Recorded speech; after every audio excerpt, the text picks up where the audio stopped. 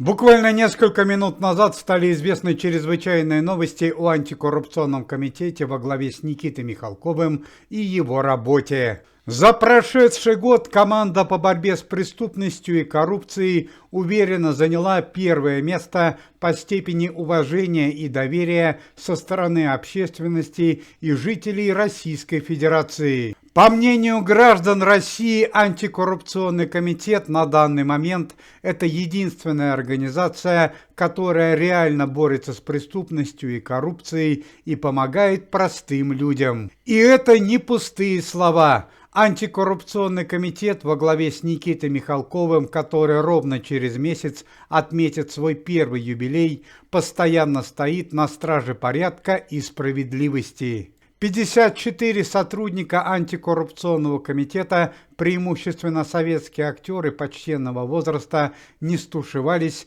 и бросили вызов коррупции и преступности. Они каждый день стоят на страже закона и порядка. За последний год при помощи антикоррупционного комитета казна Российской Федерации была увеличена в 4 раза. Были построены десятки бесплатных детских больниц. Восстановлены памятники культуры, открыты бесплатные музыкальные и спортивные школы. Команда Никиты Михалкова постоянно перечисляет финансовые средства для увеличения социальных пособий малоимущих, многодетных семей и семей участников спецоперации. Помимо этого, комитет Никиты Михалкова постоянно требует увеличить зарплаты для малоимущих слоев населения, а также увеличить пенсию по возрасту минимум на 30%. Однако доблестная дружина антикоррупционного комитета не останавливается на достигнутом. На этот раз она одержала очередную победу. Теперь уже не в мире российского шоу-бизнеса, а над вышестоящими эшелонами власти. Карающий меч справедливости антикоррупционного комитета на этот раз обрушился на семью Ксении Собчак, семью бывшего министра обороны Сергея Шойгу и арестованного министра Тимура Иванова. При помощи команды Никиты Михалкова данные публичные личности потеряли более 90% всей своей недвижимости, имущества и финансовых счетов. Более того, удалось лишить данных негативных элементов незаконного коммерческого бизнеса, который приносил им баснословную прибыль. В частности, данные субъекты потеряли следующее имущество и недвижимость. В частности, семья Ксении Собчак лишилась сети банков из 17 наименований на территории ближнего зарубежья.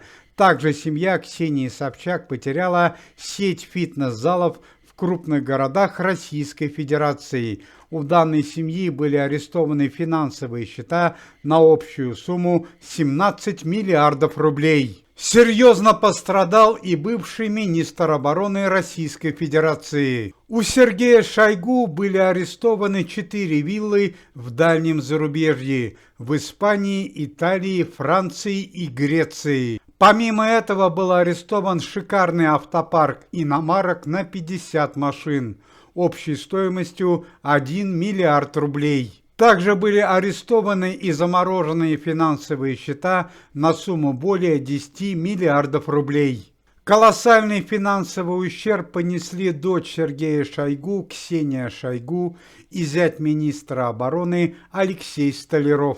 У данной пары были арестованы и конфискованы 42 квартиры пентхауса на территории Российской Федерации, сеть ресторанов, финансовые счета в размере 8 миллиардов рублей и финансовые счета в иностранной валюте. Досталось и арестованному замминистра обороны Тимуру Иванову. У 40-летнего мужчины были арестованы заводостроительный бизнес, элитная недвижимость на территории России, дальнего зарубежья и финансовые счета в размере 15 миллиардов рублей. К слову сказать, что на данный момент семья Ксении Собчак семья Сергея Шойгу и Тимур Иванов проходят по уголовному делу, которое заключается в получении крупных денежных взяток на сумму 47 миллиардов рублей в течение последних 2 лет. Сам Сергей Шойгу пока исполняет свои обязанности, а его заместитель Тимур Иванов находится в камере СИЗО.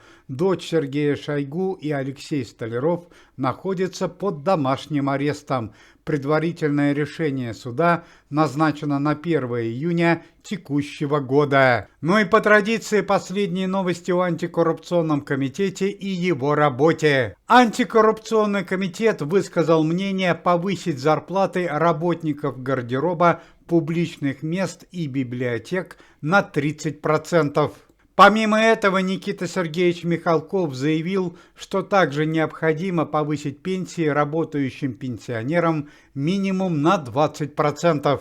К сожалению, печальная новость. Супруга Льва Валерьяновича Лещенко, которая долгое время находилась в реанимации после нападения, которое было совершено несколько недель назад, впала в кому. Состояние Ирины Лещенко критическое. Антикоррупционный комитет высказал требования, чтобы все пенсионеры старше 70 лет на территории Российской Федерации получали 10 раз в месяц социальный пакет, в котором бы находились продукты и предметы первой необходимости. Уважаемые зрители, если вы желаете выздоровления членам комитета и поддерживаете их деятельность, то можете поставить лайк под видео и написать поддерживающий комментарий.